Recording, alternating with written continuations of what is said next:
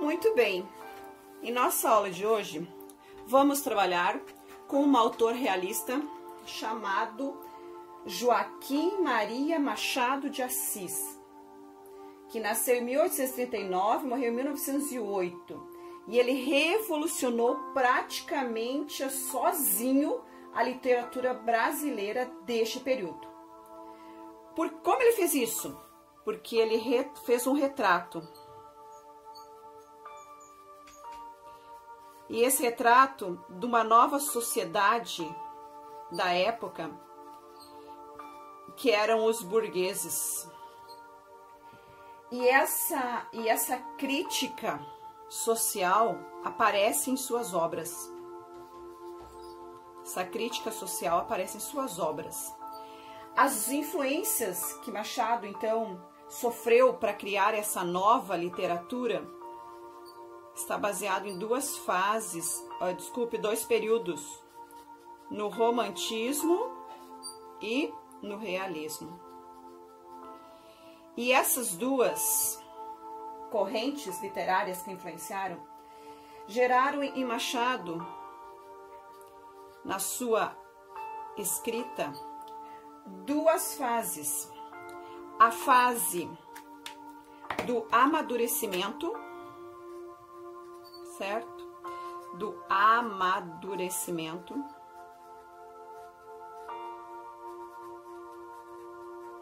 E aqui na fase do amadurecimento eu tenho o romantismo, então, e da maturidade, que aí eu tenho o realismo. Maturidade. E nós percebemos nestas obras, nessas fases, em que ele cria para o Brasil, então, uma nova técnica, que são a técnica das digressões. O que é isso, digressões, professora? Digressões é porque ele não tem uma narrativa linear, certo? Ele não apresenta uma narrativa linear. O que ele apresenta? Ele apresenta uma literatura entrecortada, ele conversa com o interlocutor, ele coloca ali o interlocutor para refletir, certo? E agora, nessa nova fase dele, ele usa temas como o adultério, o casamento por interesse, muito pertinente da época, certo? E se consegue ver também agora as ideologias dentro da obra de Machado de Assis. Bom, professora, você pode falar um pouquinho sobre algumas obras para que eu possa relembrar um pouquinho? Com certeza. Vamos falar então de Memórias Póstumas. Memórias Póstumas de Brás Cubas. Agora eu quero que você lembre disso. Memórias Póstumas de Brás Cubas. Certo? Essa obra aqui, ela foi publicada em 1881 e ela é considerada a obra marco para o realismo brasileiro. Ok? Então não esqueça isso. O marco da nossa literatura na fase realista é Memórias Póstumas de Brás Cubas. Neste momento eu tenho Machado introduzindo o romance psicológico. E esse romance psicológico, ele apresentou de uma forma um tanto formal, né, uma verdadeira revolução na escrita. E aí nós temos a literatura nacional atingindo a sua maturidade com Machado de Assis. Então agora ele desloca o foco do interesse do romance e o foco central agora era mais a vida social, certo? Ou as descrições das paisagens. Mas os personagens que eram interessantes nas obras dele, que são, né, porque as obras permanecem, as personagens fazem a diferença na obra. Por quê? Porque elas veem e elas sentem as circunstâncias em que elas estão vivendo. Então, em vez de Machado enfatizar apenas os espaços externos, ele trabalhou com o quê? Com o interior das personagens. Por isso, psicológico. Com o interior dos personagens. Os personagens, eles apresentam, né, contradições e problemas e problemáticas existenciais. Então, na verdade, essa obra aqui, ela é uma autobiografia. Uma autobiografia. E aí você vai dizer assim, professora, mas como é que pode autobiografia se ela é escrita depois que morre? Bom, posso, mas eu tenho essa ideia de que o defunto, né, ele começa a lembrar a sua vida e começa a contar. Então, nessa condição de defunto, ele se permite analisar o quê? A própria vida de uma outra forma. Observando aqueles que cercavam e também reconhecer a si mesmo, mas só que de uma maneira que diferente. Agora, o que ele consegue apresentar através desta obra, da narrativa desse defunto aqui? Eu tenho agora aqui a narrativa de uma forma cínica e ao mesmo tempo irônica. Ok?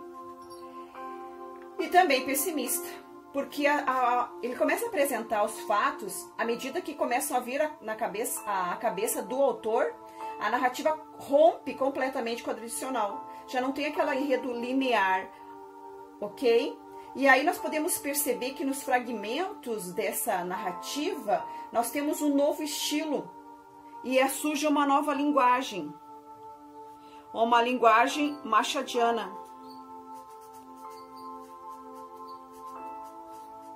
que foi Machado de Assis que brincou com esses sentimentos, ok? E aí você consegue analisar na obra a importância dessas ideologias que Machado de Assis colocou em seu texto, onde eu tenho um narrador pessimista, um narrador cético, mas um finíssimo humor irônico. E a escrita com a correção e bom gosto da obra de Machado aproximou, então, a linguagem escrita da falada. E expôs, então, o modismo e refletiu as leituras que o leitor tinha. Então, ele trabalhava muito com o quê? Com a intertextualidade. Outra grande marca de Machado. A intertextualidade. Que você sabe que é quando 2 ou 3 textos conversam sobre o mesmo assunto, certo? E dessa forma ele se demonstrou em sintonia com o espírito que nós tínhamos na época, ok? Falamos de Memórias Póstumas, agora vamos conversar um pouquinho sobre uma outra obra muito importante de Machado, que foi a obra Quincas Borba. E aí nessa obra, o que nós podemos perceber de interessante é que ele retoma um dos personagens de Memórias Póstumas de Brás Cubas. Percebeu aí a intertextualidade? E ele continuou naquela mesma linha proposta já na obra anterior. Qual era a proposta? Trabalhar também a análise psicológica. E ele continua trabalhando com a análise psicológica dos personagens, ok? E agora, dentro dessa obra, nós percebemos o quê? Que esse romance ele se afastou da natureza moral para atingir uma estrutura mais profunda por meio do quê? Da contextualização. Agora ele começa a contextualizar nessa história. Começa a contextualizar. Faz uma contextualização. Os capítulos são curtos, ele tem as intervenções, as digressões do narrador, e isso vai quebrando aquela linearidade do romance que nós conhecemos, ok? E ele começa então a fazer o quê? Faz um diálogo agora. Mas com quem que ele conversa, professora? Com interlocutor, certo? Há uma conversa dele agora com o interlocutor a respeito das características dos personagens, do rumo que a história está tá decorrendo, né? Isso chama-se o quê? Quando ele faz esse diálogo, ele trabalha com o quê? Com a metalinguagem. Então você percebe que Machado foi além do tempo, ok? E isso ele já estava antecipando uma literatura de vanguarda do século XX. Mas qual é o tema central de Quincas Borba? A loucura. E agora eu tenho esse tema aqui. Trabalhado através do quê? De Rubião. Esse personagem, Rubião, ele começa a ser despertado por uns processos que vai revelando as características inerentes nesse personagem. E o autor, né, o Machado, ele jogou com palavras que começam a oscilar, simular oscilações de verdade da estrutura que era a base desse personagem, transformando ele de repente em quem? Num professor do interior, certo? Em um capitalista. Por quê? Porque ele ganha, então, uma volumosa herança recebida. E, para surpresa do leitor, o Quincas Borba, que é o Rubião, né? Ele recebe... Ele não é mais o personagem principal. Por quê? Porque era um filósofo que enriquecera graças a uma herança. E como Machado já havia mencionado em Memórias Póstumas de Brás Cubas, ele criou uma filosofia chamada humanitismo. Humanitismo.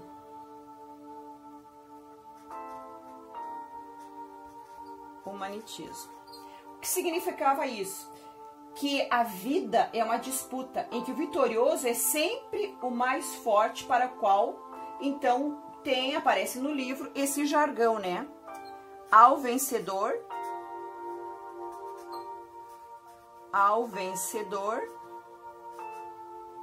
as batatas. Certo? Como ele torna-se um filósofo, essa é a linha filosófica dele.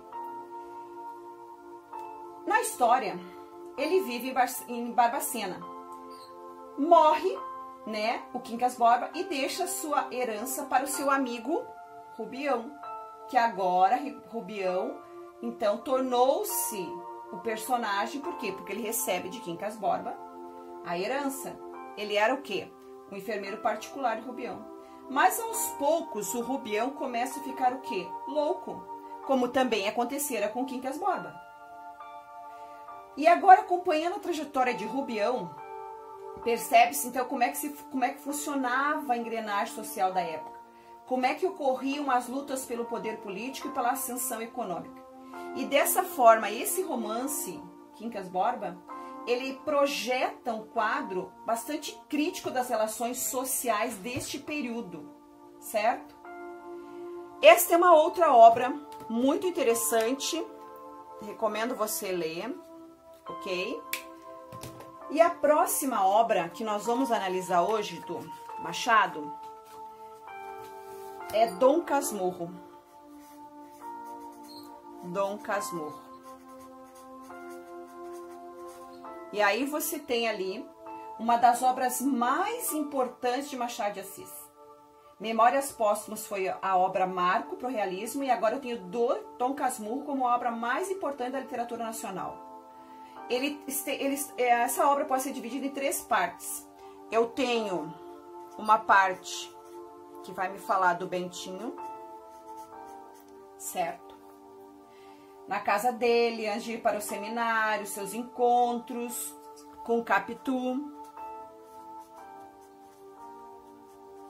Capitu, então, é uma vizinha dele, né?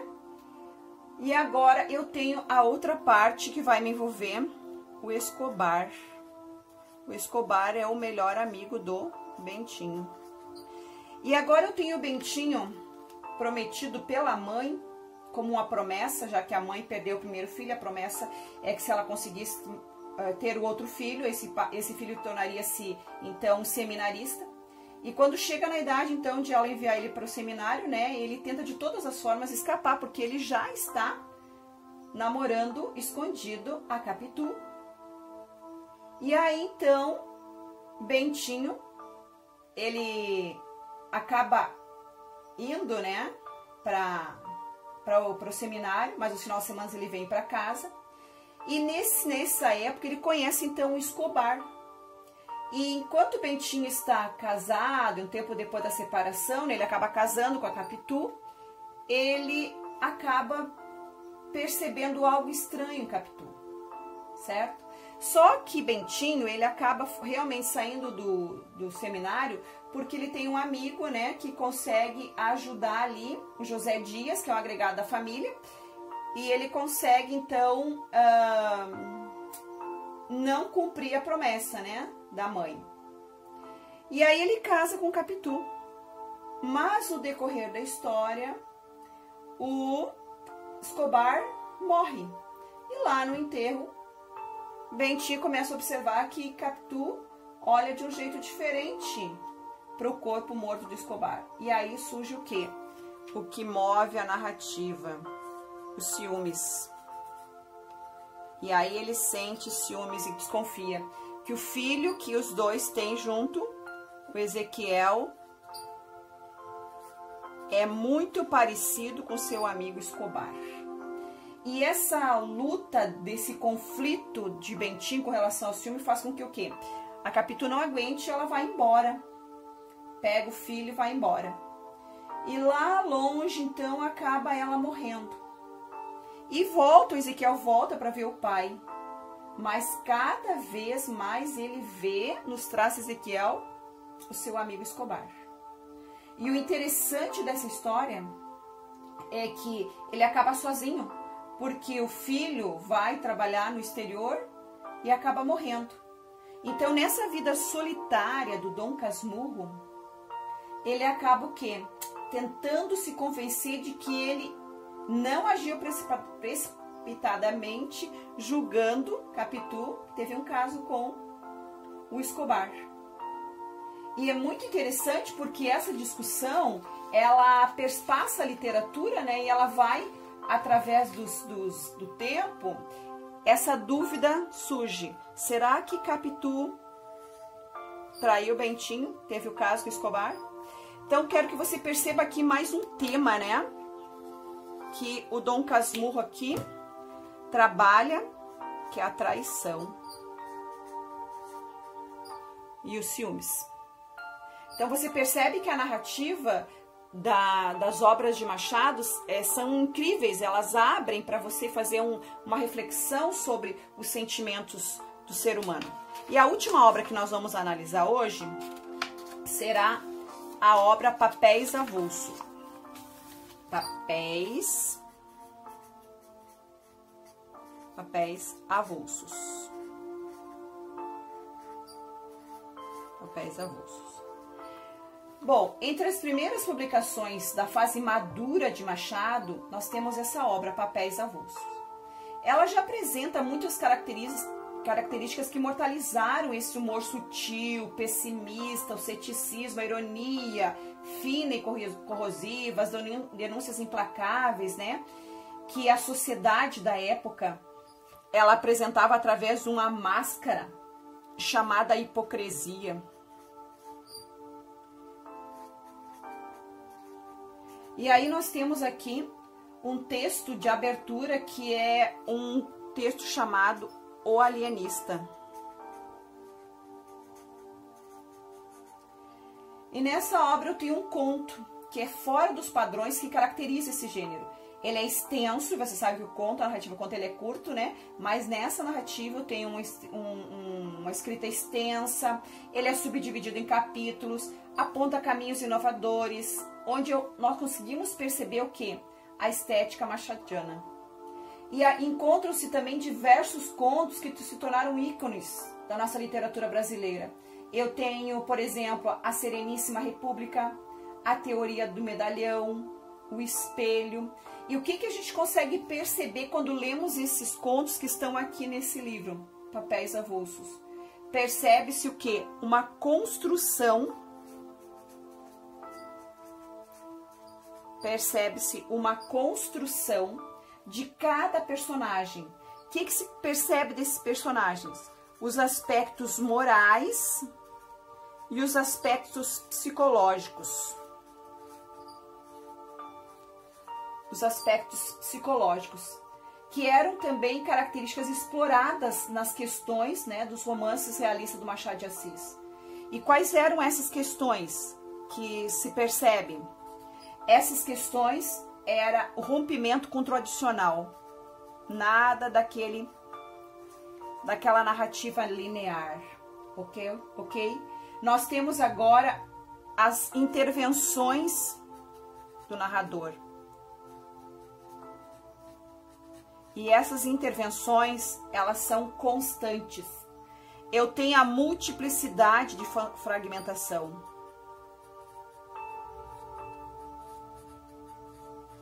A multiplicidade, então, e eu tenho essa multiplicidade através da fragmentação do quê? Dos episódios. Ok? Eu vejo muito presente a metalinguagem, que é um dos recursos muito pertinentes na obra de Machado. A metalinguagem. Eu vejo nessa obra a hipocrisia apresentando o quê? As pessoas na sua forma mais medíocre. Ok? E aqui nós vemos na obra de Machado a exploração do homem pelo próprio homem.